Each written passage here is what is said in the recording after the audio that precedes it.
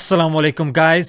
Hazrat Google has passed a fatwa declaring Mirza Masroor as the fifth caliph of Islam. Assalamu alaikum wa rahmatullahi wa barakatuhu.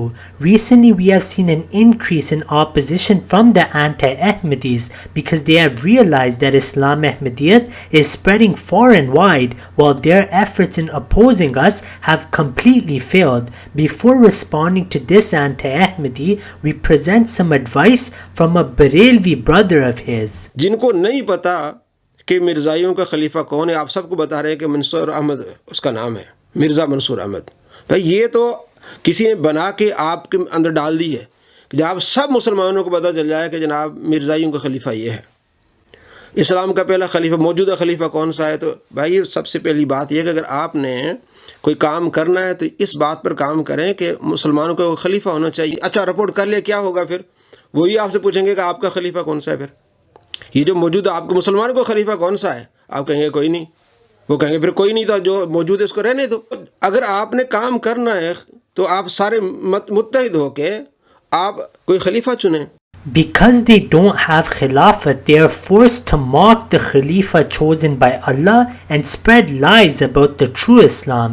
In this video, we will see how this so-called Muslim scholar spread falsehood against the teachings of Islam Ahmadiyyat and not only mocked us, but other prophets of Allah as well. Now, mainstream Muslims consider this laughable because the Ahmadiyya, also known as the Qadiani sect, aren't regarded as Muslims. Firstly, which sect are you from? Why do you hide your sect? If you are a Barelvi, then according to Deobandis you are a disbeliever. If you are a Deobandi, then according to Barelvis you are a disbeliever. And if you are a Salafi, then you are a disbeliever according to both of those groups. So first clarify which sect you are from.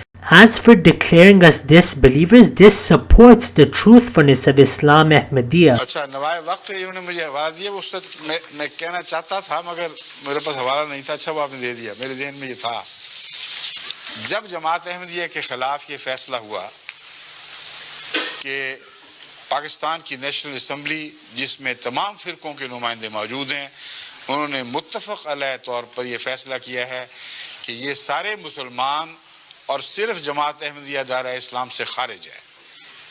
اس فیصلے کا اعلان نوائے وقت لاہور 16 اکتوبر 1974 کو ان الفاظ میں کیا گیا. قادیانی مسئلے کا حل اور چند دلچسپ حقائق. اسلامی تاریخ میں اس قدر پورے طور پر کسی اہم مسئلے پر کبھی اجماع نہیں ہوا. اس فیصلے کی ایک خاص اہمیت یہ ہے کہ اس پر اجماع امت بالکل صحیح طور پر ہوا. اسلام کی ساری تاریخ میں اس قدر پورے طور پر کسی اہم مسئلے پر کبھی اجتماع امت نہیں ہوا. اجماع امت میں ملک کے سب بڑے سے بڑے علماء دین اور حاملان شرع متین کے علاوہ تمام سیاسی لیڈر اور ہر گروپ کے سیاسی رہنما کما متفق ہوئے. اور صوفیاء کرام اور عارفین باللہ برگزیدگان نے تصوف و طریقت کو بھی پورا اتفاق ہوا. قادیانی فرقے کو چھوڑ کر جو بھی 72 فرقے مسلمان یہ تان ٹوٹ گیا. Cat is out of the bag. اس کے بعد ہنسی آتی ہے دیکھ کے اتنی بڑی بڑی بنیادیں ایسے دعوے بنائے تمام علماء شرع متین اور صوفیاء بزرگ و کرام. قادیانی فرقے کو چھوڑ کر جو بھی 72 فرقے مسلمانوں کے بتائے جاتے ہیں سب کے سب اس مسئلہ کے حل پر متفق اور خوش ہیں. اب بتائیں اپنا 72 ہونا مان گیا کہ نہیں؟ 72 ہونا مان گئے. فتویٰ اپنا لگائیں گے یہ محمد رسول اللہ کا فتویٰ چلے گا. اب بتاؤ، انہوں نے 72 ہونا تسلیم کر لیا، ہم بھی مان گئے، مگر فتویٰ 72 پر صرف رسول اللہ صلی اللہ علیہ وسلم کو چلے گا. اسی لیے اس فیصلے سے پہلے اس کا حوالہ دے کر اس وقت کے ہمارے امام حضرت خلیفۃ المسیح ثالث نے نیشنل اسمبلی میں بیٹھ کر ان کو مطلبہ کیا تھا کہ دیکھو تم نے خدا کے نام پر یہ حکومت لی ہے، محمد رسول اللہ صلی اللہ علیہ وسلم کے کلمہ پڑھ کے یہ حکومت لی ہے. تم اجتماعی طور پر حضور اکرم کے فیصلے کے خلاف بغاوت نہ کرو. تمہیں یہ تو حق ہے کہ تم میں سے ہر فرقہ یہ کہے کہ ہم جماعت ہیں، باقی 72 ہیں، مگر یہ حق نہیں ہے کہ اپنے آپ کو 72 بھی کہو اور جنتی بھی قرار دو. یہ وارننگ سن کر پھر یہ اعلان ہوا ہے. اب آپ فیصلہ فرما لیں خود ہی. Well, I'd like to allude to the hadith of the Prophet Muhammad sallallahu alaihi wasallam, where he said, people of the book got divided into 72 sects. He said, my ummah, my people will get divided into 73. He said 72 of them would be finnar, they would be in the fire, and except for one. Now how do we tell? Everyone's saying we're the true ones, everyone else is false. In 1973, they met in the World Islamic Congress, they met in Saudi Arabia, they declared all together, and all the different Muslim sects are represented there, that the Jamaat Ahmadiyya is a non-Muslim Jamaat. They pressurized Pakistan to do the same. They said that apart from the Qadianis, all of the sects, the 72 sects of Islam that are recognized as Muslims, yes, they are the ones who are Islam, and the Qadianis are not in Islam, and the whole Ummah must take notice of this. And they said that all of them, the Sunnis, the Shias, the Sufis, they named them all. Now suddenly we see 72 going on one side and one on the other. And for nothing we did. We didn't do anything about it. They did it. Yeah. So they themselves moved to one side, and the prophecy became true. They say that 72 of us are all Muslim, alhamdulillah. They forget all their differences. And we can come to the differences like you said, but I mean that's very long in itself. For example, many of them believe that you can be possessed by jinns and you have to be exorcised. They're calling us to that. Definitely. Some of them think you can go and contract a marriage for 1 hour and then break the marriage, and then you can go for another one the next day. They're calling us to that. They're saying that 10 or 50 or 100 or 500 verses of the Quran don't apply anymore, they're abrogated. They're calling us to that.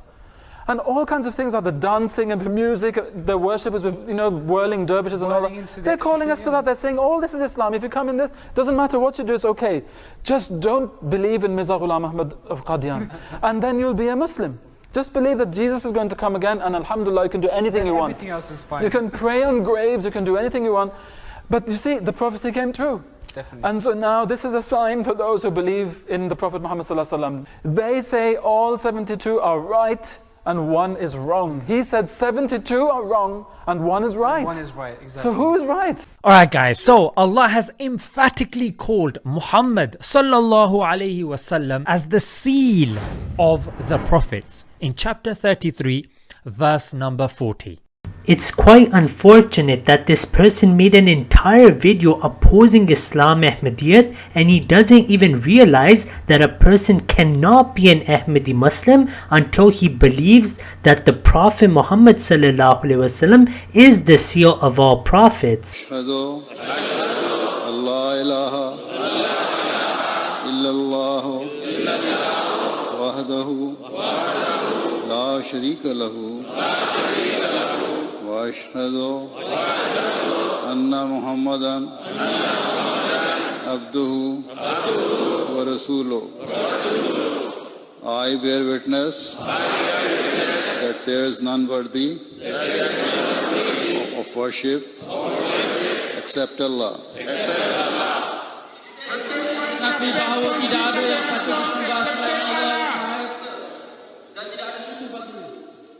He is one and has no partner.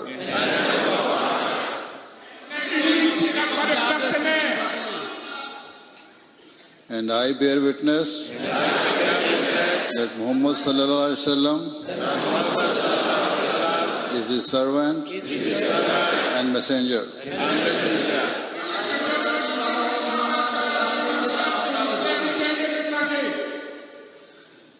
I enter this day the Ahmadiyya Jamaat in Islam at the hand of Masroor.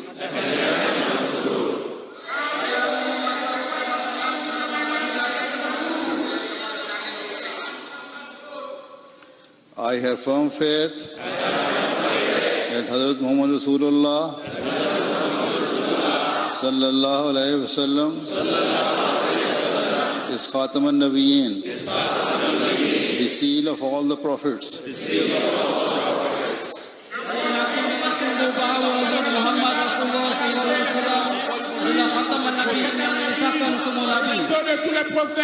So there are numerous mutawatir narrations from companions. Mutawatir means so many sahih, authentic chains that it is simply absurd to deny that categorical fact. This once again shows that you have never studied a single book of the promised Messiah alayhi salam. You simply made this video for views and fame. Had you studied our books, you would have known that we don't differ on the seer of prophethood. We differ on the latter day Messiah. You believe that Hazrat Isa alayhi salam is alive in the heavens for the past 2000 years and will return to kill all disbelievers and spread Islam.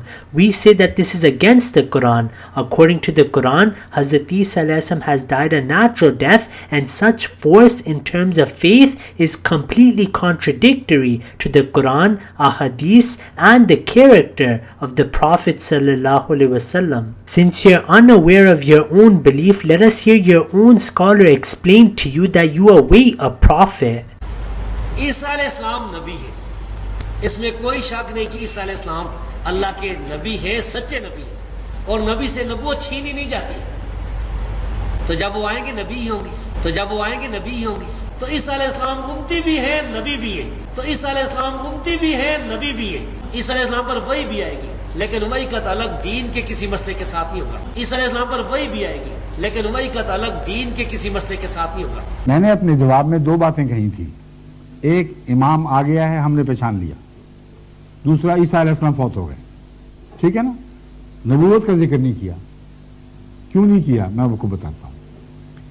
اس لیے کہ نبوت کے بارے میں ہمارا اختلاف ہے ہی نہیں. یہ سارے مولوی جھوٹا پروپیگنڈا کر رہے ہیں. اس کی وجہ یہ ہے, آپ ان سے پوچھ کے دیکھ لیں, کسی مسجد میں چلے جائیں, آپ ان سے پوچھیں کہ آن حضرت صلی اللہ علیہ وآلہ وسلم کے بعد کیا دنیا میں کبھی کوئی نیا یا پرانا نبی کہیں نہیں آئے گا؟ رسول اللہ علیہ وسلم کے وصال کے بعد کیا دنیا میں کسی خطے میں کہیں بھی نہ کوئی نیا نبی آئے گا نہ کوئی پرانا نبی آئے گا؟ یہ بتاؤ. وہ کہیں گے نہیں, پرانا آ سکتا ہے, نیا نہیں آ سکتا. محمد رسول اللہ سے پہلے کا نبی دوبارہ آ سکتا ہے. یہی ان کی بدنیتی ہے جس کی وجہ سے عیسیٰ کو زندہ بنایا ہوا ہے. اب ان سے آپ پوچھیں کہ تم تو کہتے تھے امت محمد رسول اللہ صلی اللہ علیہ وسلم پر نبوت ختم ہو گئی, تو اب کہتے ہو پرانا نبی دوبارہ آئے گا. اگر ضرورت نہیں تھی نبوت کی تو لایا کیوں جائے گا؟ وہ کہیں گے اسی لیے تو زندہ رکھا ہوا ہے کہ رسول اللہ علیہ وسلم کے آنے سے نبوت تو ختم ہو گئی, نبوت کی ضرورت ختم نہیں ہوئی.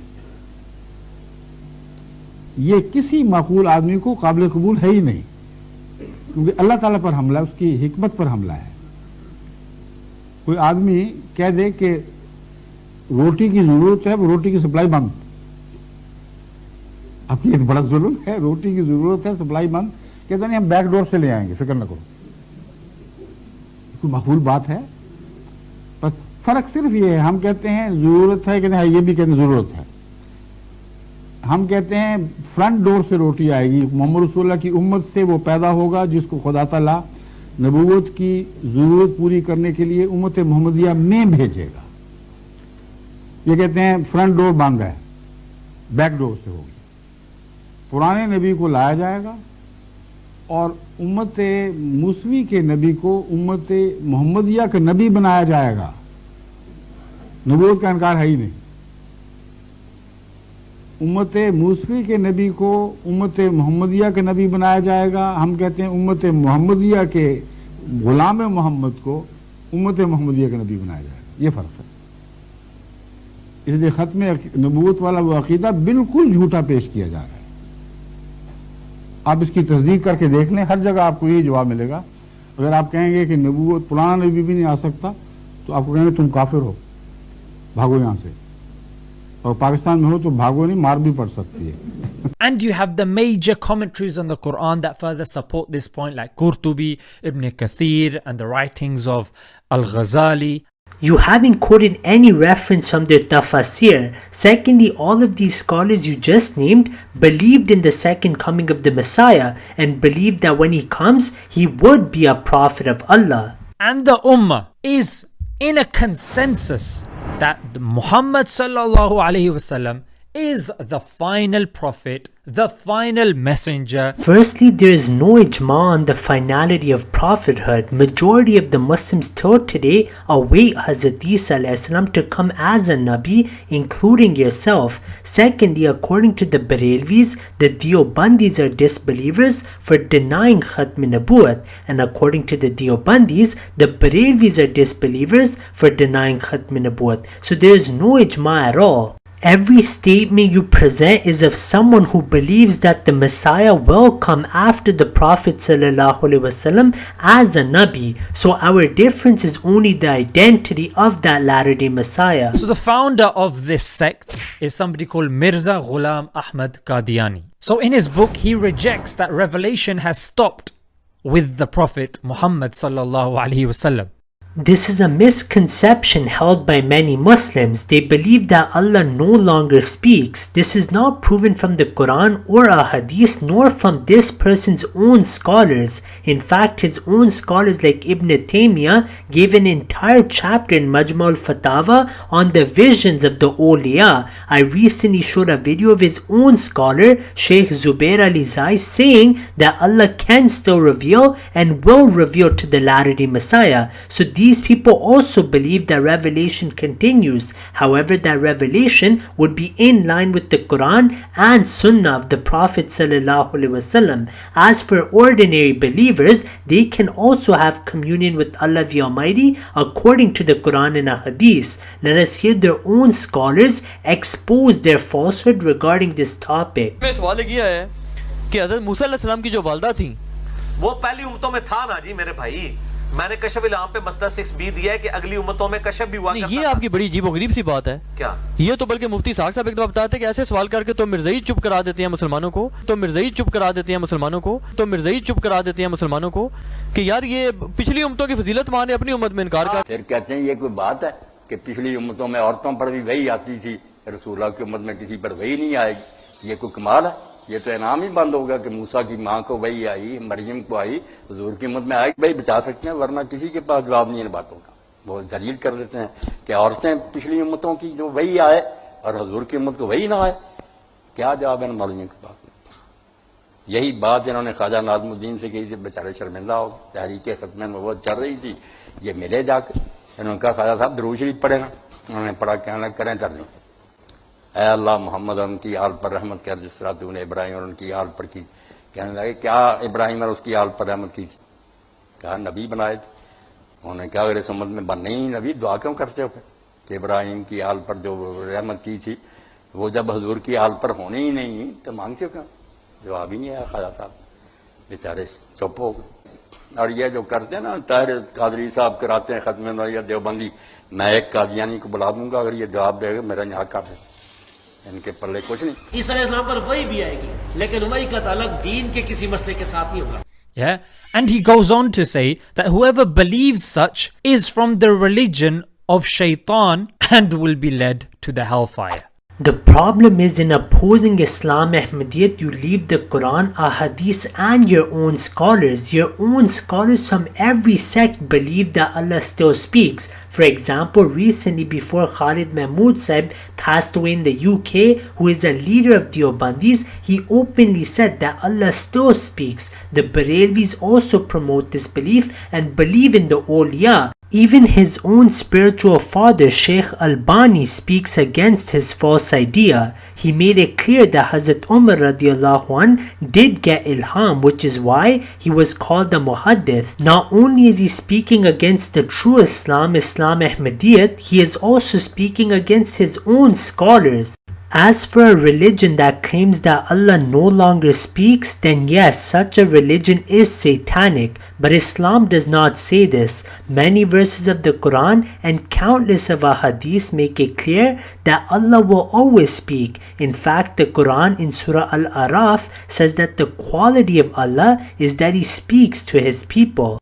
And he goes on to say that actually He is the seal of the Prophet. Once again, another lie by this so-called Muslim preacher, which shows he is only doing this for views. The promised Messiah ﷺ on this page is explaining that by way of Buruz, he is the Prophet ﷺ, meaning he is a complete follower of Hazrat Muhammad ﷺ. He is explaining that according to the Sunni belief of Hazrat Isa ﷺ returning physically and being a prophet after the Prophet ﷺ, that would break the seal, but he is a reflection of the Prophet Muhammad ﷺ and an obedient follower, which is why he does not break that seal. As for Hazrat Isa ﷺ, he was a prophet only sent to Bani Israel. Hazrat Ahmad ﷺ states, in short, my prophethood and messengership is only by virtue of my being Muhammad and Ahmad, and not in my own right, and I have been given this name because of my complete devotion to the Prophet ﷺ.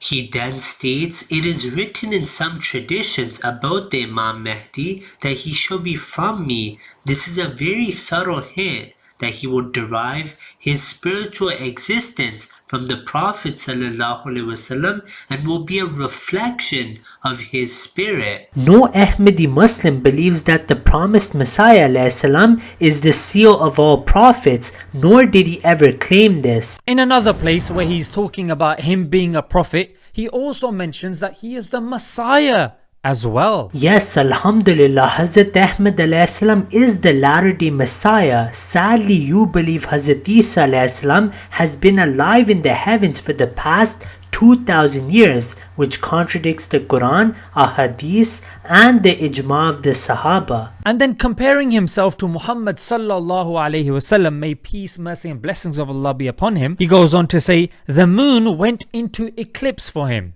And for me, both the sun and moon went into eclipse. This is once again another lie. Hazrat Ahmad ﷺ is making no comparison, rather he is mentioning the prophecy of Hazrat Muhammad ﷺ regarding the Imam Mahdi, because the Prophet ﷺ said that there would be a solar and lunar eclipse for the true Imam Mahdi, and this was fulfilled. Since the Maulvis cannot respond to the sign, they have to lie and say that the Messiah ﷺ compared his sign to the Prophet ﷺ. This is not true at all. The entire poem is full of praise for Hazrat Muhammad ﷺ, and the promised Messiah ﷺ says that every sign Allah has given to him is because he follows Hazrat Muhammad ﷺ. And then he goes on to say that God once said to him, you are like my son. Once again, he lies against the books of the promised Messiah ﷺ. On the same pages, he ﷺ makes it clear that such terminology is metaphorical for those whom Allah loves. His own scholar Shah Waliullah Delvi has said the same thing, that Allah the Almighty calls his beloved ones sons in the metaphorical sense. And he goes on to write, in a dream I saw that I am the Lord, and I firmly believed that it was so. What this person will not tell you is that according to Islamic dream interpretations, one who sees such a dream means that they are on the right path. In fact, their own saints have had similar dreams, including Abdul Qadir Jilani, who saw Allah in the image of his mother. Then in another place, he claims that he was Maryam, the mother of Isa alayhi salam, and then he became pregnant, and then he felt the pangs of birth and gave birth to Isa alayhi salam, Jesus, and then he became Isa alayhi salam. I challenge this so-called scholar to show where Hazrat Ahmad ﷺ said that I have impregnated myself. According to the Ahadith, the Holy Prophet ﷺ referred to all prophets and believers who possess the spiritual qualities of Maryam ﷺ and Isa ﷺ as son of Mary. These qualities are further expounded in the Holy Quran. Allah compares the disbelieving men with two women, the wife of Noah ﷺ and the wife of Lot ﷺ, because the husbands were believers but the wives disbelieved. The stage of Mary is described in Surah Yunus as well, which states, I have indeed lived among you a whole lifetime before this. Will you not then understand? After this he goes from the status of Mary and attains the status of prophethood.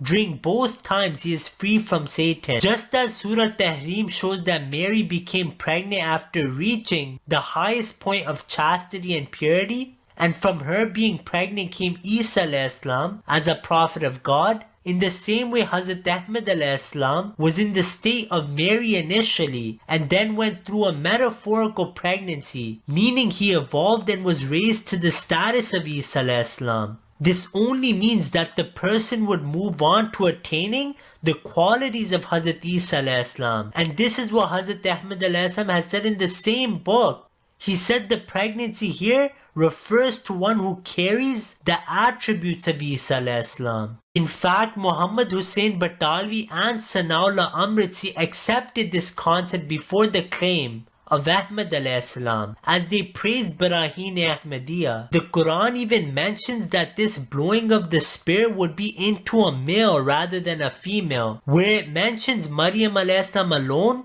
Allah says we blew our spirit into her.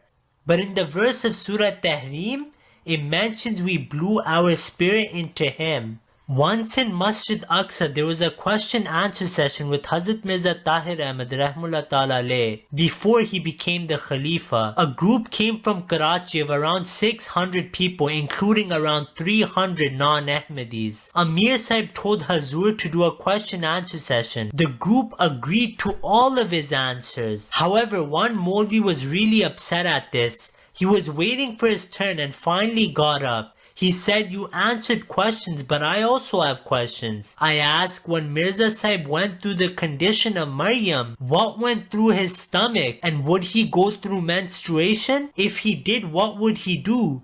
Where did the son come from? He asked some very disgusting questions. When he was finished, Hazrat Mirza Tahir Ahmad Rahmullah Ta'ala alayh said, "Now listen to me." He said the Quran gives examples for the believers with two women only, Hazrat Asiya alayhi salam or Hazrat Maryam alayhi salam. You are disgusted by the condition of Maryam alayhi salam and will never accept that. So the wife of Pharaoh is left. So you tell me, that are you a believer or not? If you are, then what did Pharaoh do to you? And how did you have sexual relations and fulfill the rights of a wife? The Maulvi was completely humiliated. Hazrat Mirza Tahir Ahmad Rahmullah Ta'ala alayh said that if you take literal meanings, then you cannot run from the condition of Asiya alayhi salam. If you cannot become like Maryam alayhi salam, then you have to become like Asiya alayhi salam. If you take the condition of Maryam alayhi salam literally, then you must take the condition of Hazrat Asiya alayhi salam literally as well. The group began to laugh at the Maulvi. Maulana Rumi, may Allah have mercy on him, stated, "The body is like Maryam alayhi salam and every one of us is like Hazrat Isa alayhi salam. If we go through pain, then our Isa alayhi salam is born, and if we do not go through this pain, then the Isa is not born, meaning we do not reach that status and we are deprived of it and we are left without it." And then in another place he says, Mirza was supposed to be a man, but then he became severely ill and lost his manhood. Once again, taking things out of context, the promised Messiah ﷺ explains that because of his illness, he lost a lot of strength and he was also constantly fasting. In response, Allah the Almighty granted him so much strength and a blessed progeny. This was a sign of Allah. It was a heavenly sign manifested for the opponents. In a couplet, he also said, "I am neither an insect nor son of a man. I am the place of shame on a human and insult to mankind." This shows how ignorant this so-called preacher is. Hazrat Ahmad salam is translating a prayer of Hazrat Daud salam into the Urdu language. This person indirectly mocks Hazrat Daud salam.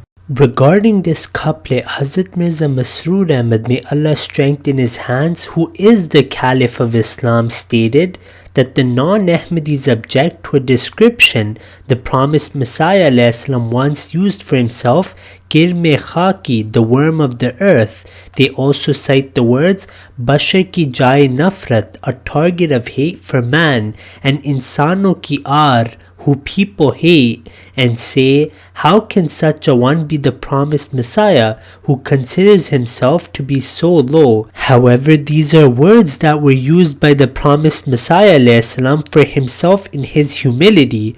Those with foul minds later began using profanities against him. As for the scholars of this person, they have called themselves dogs. What does he have to say about them? He's got many failed prophecies. No prophecy of the promised Messiah ﷺ failed, and we will see how this person has lied against the books of the promised Messiah ﷺ. In his book, the promised Messiah ﷺ wrote, even if a person were to strive all his life in the hope of finding a prophecy that was uttered from my mouth about which one could assert that it has remained unfulfilled, he will not be able to find a single one. However, out of shamelessness or ignorance, one is free to say whatever he likes. The first prophecy. He had an ex-follower called Abdul Hakim who predicted that Mirza would die before August 1908. This is once again a clear-cut lie of this so-called Muslim. His own scholar Maulvi Sanaullah Amritsari spoke against this so-called revelation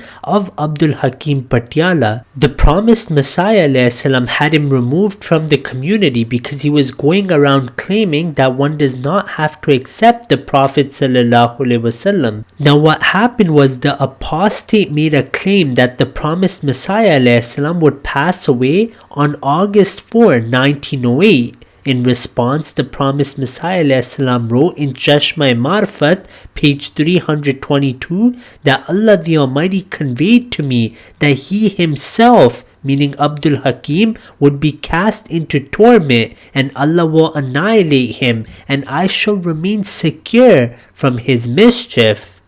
And this is exactly what happened. Abdul Hakim Patiala kept changing his so-called prophecy and ended up saying that Hazrat Ahmad ﷺ would pass away on August 4, 1908. Allah the Almighty protected him from this evil, and Hazrat Ahmad ﷺ passed away on May 26, 1908 and not in August. This proved the truthfulness of the promised Messiah ﷺ. It's sad that this person is defending those who mocked the Prophet ﷺ and said accepting him is not necessary, while the promised Messiah ﷺ was showing the world the truthfulness of the Prophet ﷺ.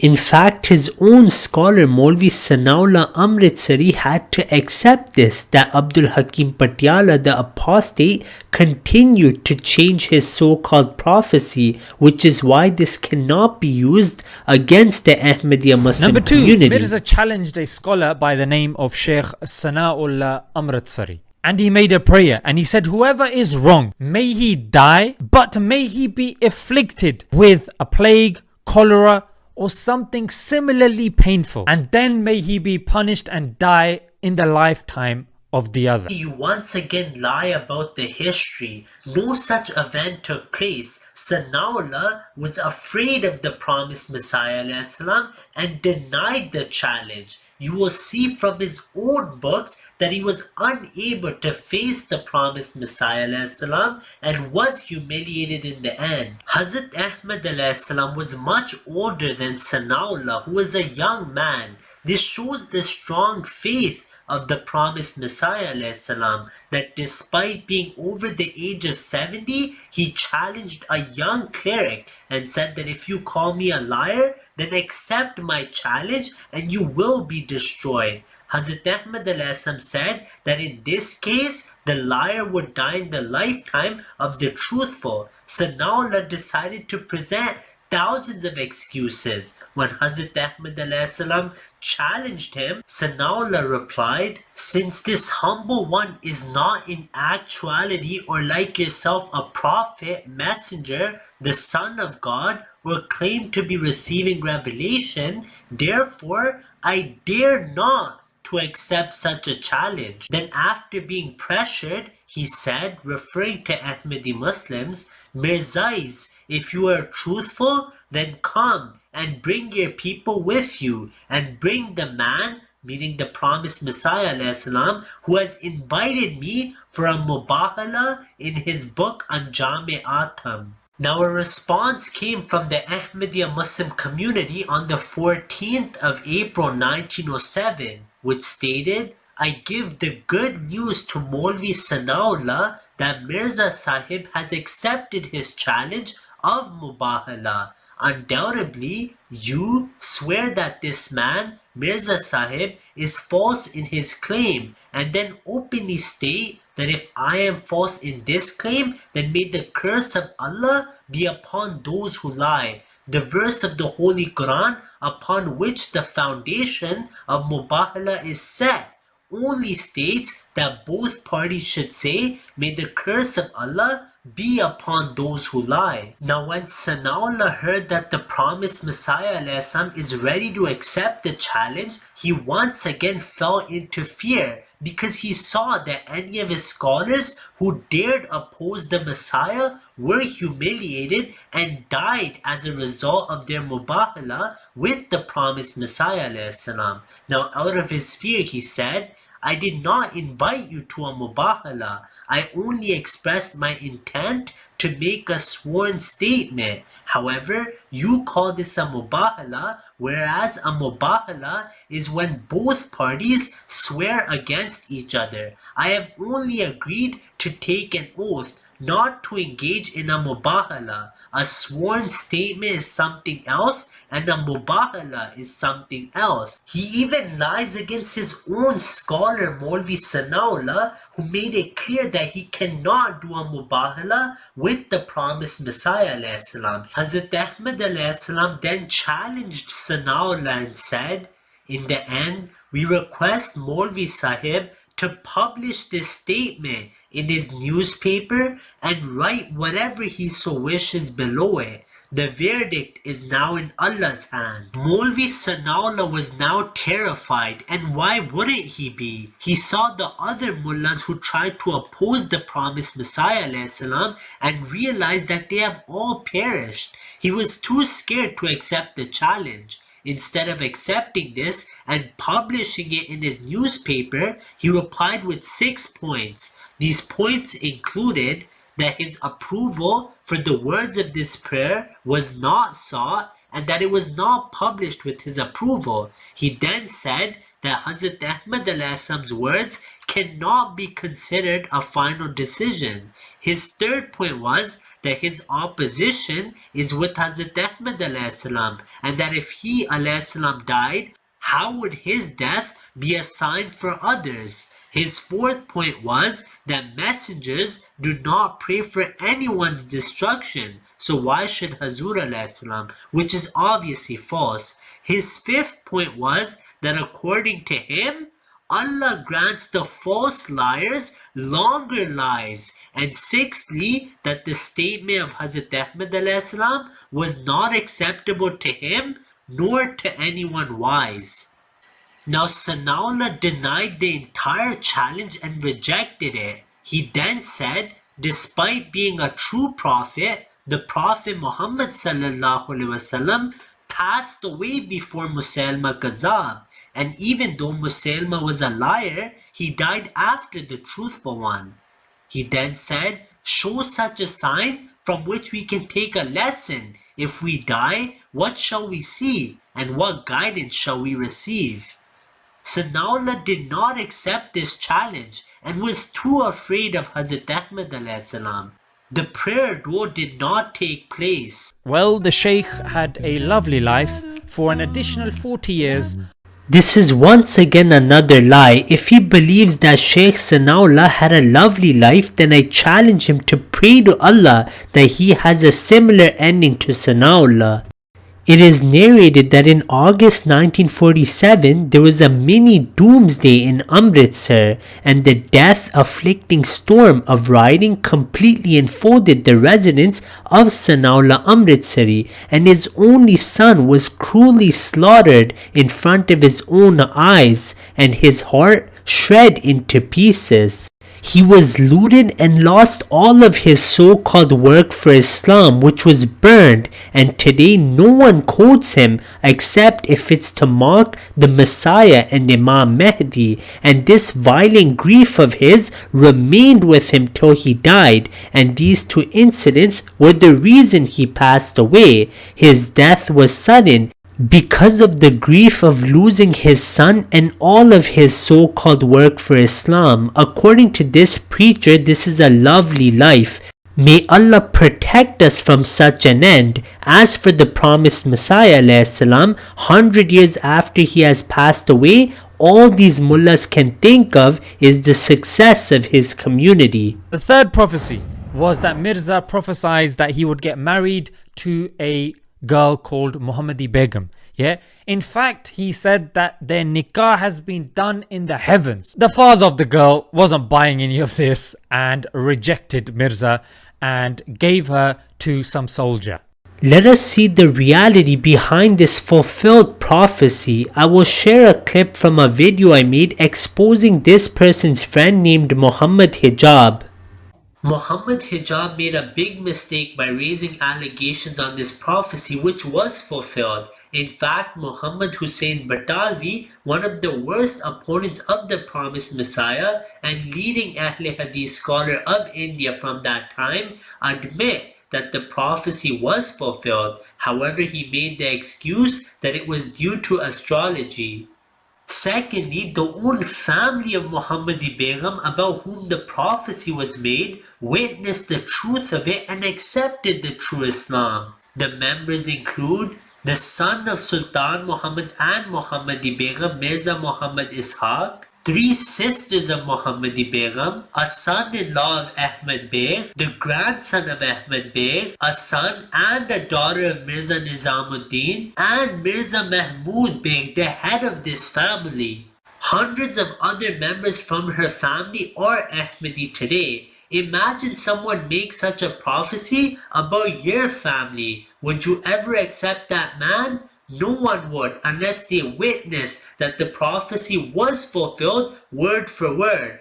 Let us now get into the details of the prophecy. Firstly, as we see from the law of Allah the Almighty, when people leave the path of righteousness and become the enemies of Allah and His prophets, deserving chastisement, they receive a final warning from Allah. This is a consistent law throughout the Quran. The relatives of Hazrat Ahmad ﷺ were treated in the same way. Hazrat Ahmad ﷺ explained that the purpose of the marriage was their ill behavior and false allegations against Islam. He had no desire for this. They exceeded all bounds and continued to mock the Prophet ﷺ and then demanded a sign from the promised Messiah. They also mocked the concept of cousin marriages and mocked the Prophet ﷺ's marriage to Zainab as well. Allah ordered the Prophet Muhammad ﷺ to marry Zainab, which removed many misconceptions among the Arabs. In the same way, Hazrat Ahmad ﷺ was used to remove the misconceptions about Islam and cousin marriages. The third wisdom was that Allah wanted to see their family reform, as He did when He made the Prophet ﷺ marry the daughter of Abu Sufyan. This prophecy was fulfilled, and Muhammad Hijab failed to look at the context. Hazrat Ahmad ﷺ prayed to Allah to help disgrace the enemies. Then Allah gave him the prophecy that He has seen their disobedience and rebellion and will annihilate them by various afflictions. Allah also said that He will not destroy them in a single strike,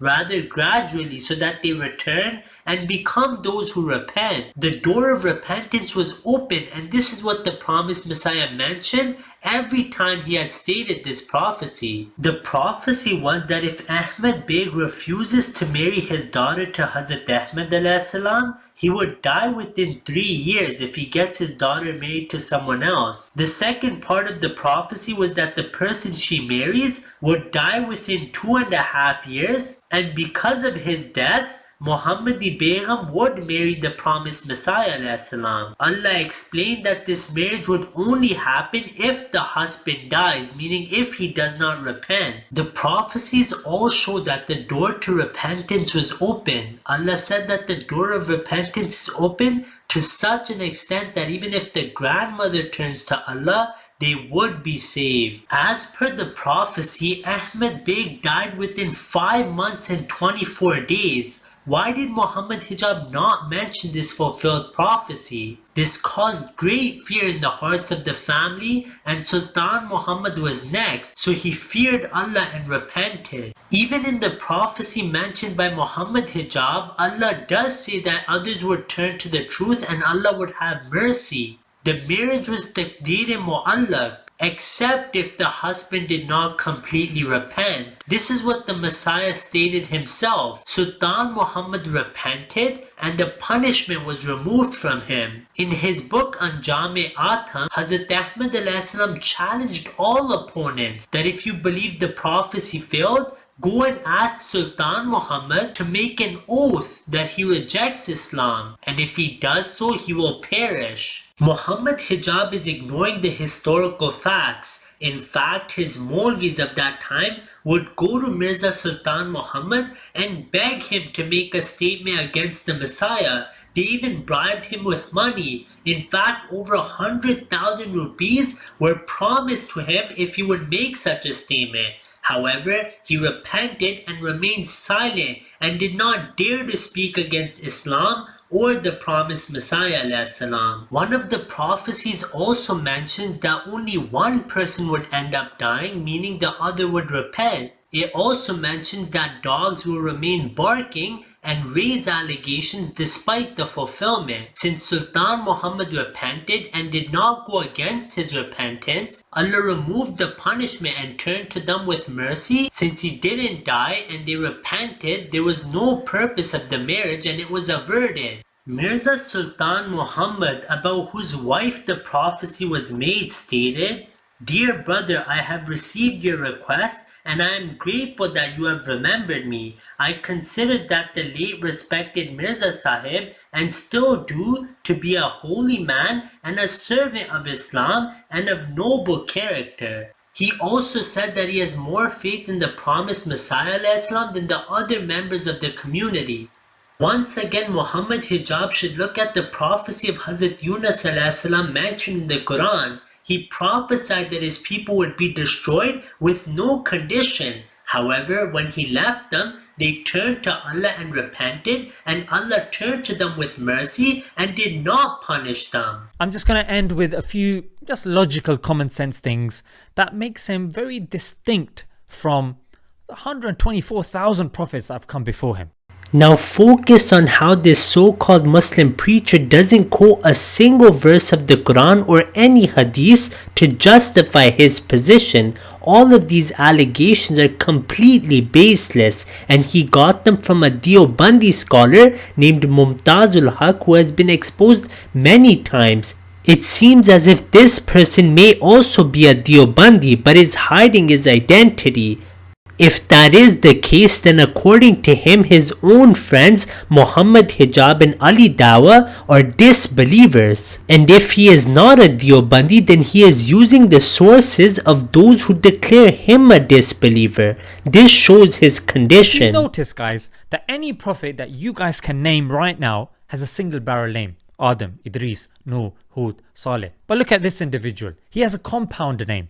Mirza Ghulam Ahmad. This shows that he not only doesn't read the books of the promised Messiah alayhi salam, he doesn't read the Quran either. In this verse, the angel sent by Allah the Almighty called Hazrat Isa alayhi salam the Messiah, Jesus son of Mary, which is a composite noun. The name Ismail alayhi salam also comprises of two words.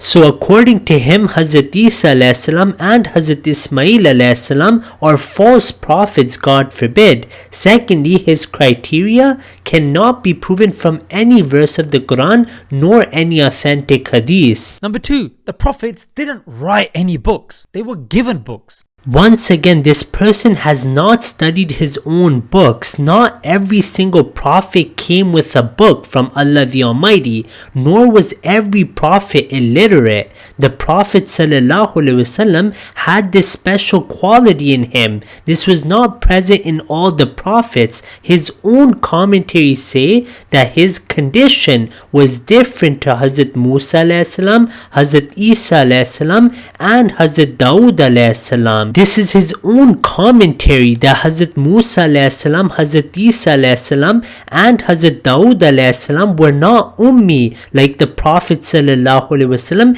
and they used to write. In fact, his other scholars like Imam Suyuti and Imam Razi have also said that Hazrat Isa alayhi salam was given the quality of writing. Once again, a baseless allegation not proven from Quran and Ahadith, rather a mistake of his by blindly following Mumtazul Haq. But Mirza, on the other hand, wrote 23 books. This shows that this person never read a single book of the promised Messiah alayhi salam. Hazrat Ahmad alayhi salam wrote over 80 books which are compiled in 23 volumes. Which are compiled in a voluminous collection called Ruhani Khaza'in. Let us hear what his own scholars have to say about Ruhani Khaza'in. Prophets didn't have teachers, yeah? Because if a prophet has a teacher, then it's like the teacher is superior to the prophet and the credit of that prophet goes to the teacher.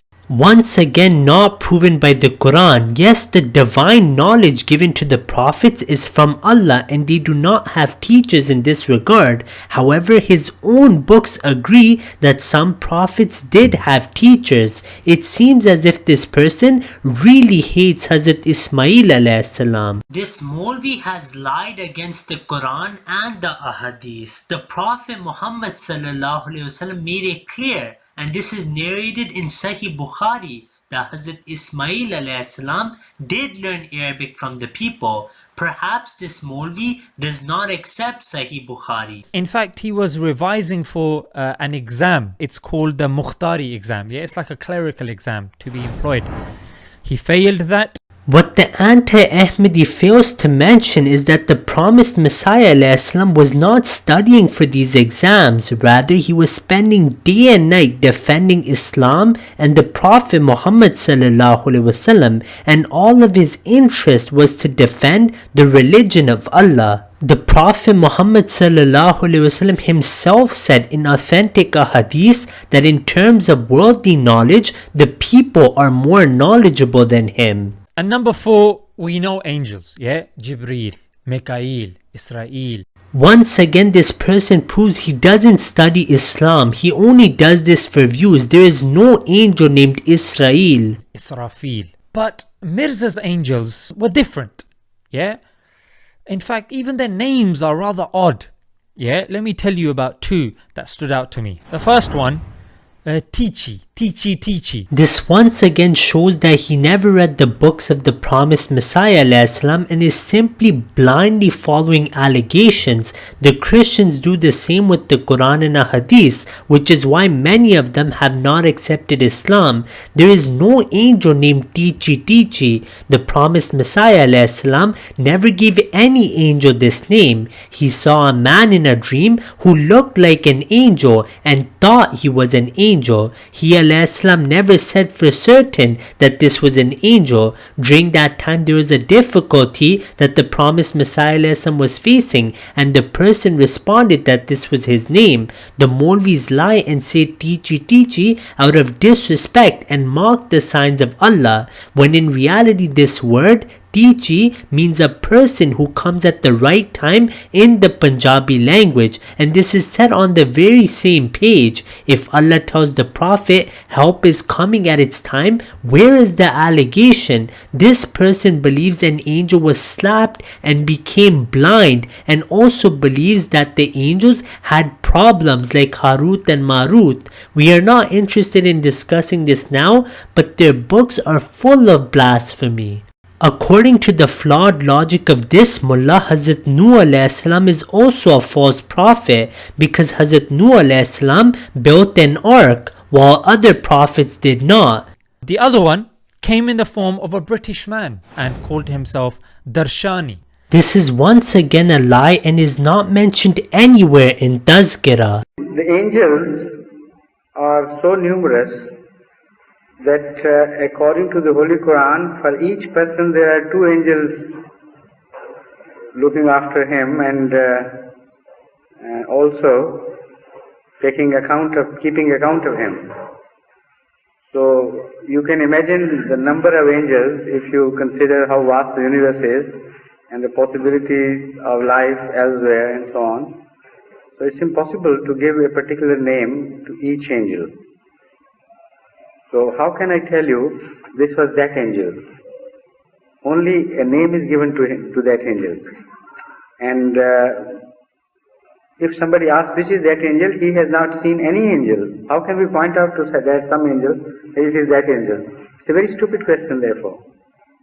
Out of innumerable angels, only one is named. I mean, some are named, but this is one of those which have been named. If I ask which is Jibreel, he accepts there is a Jibreel.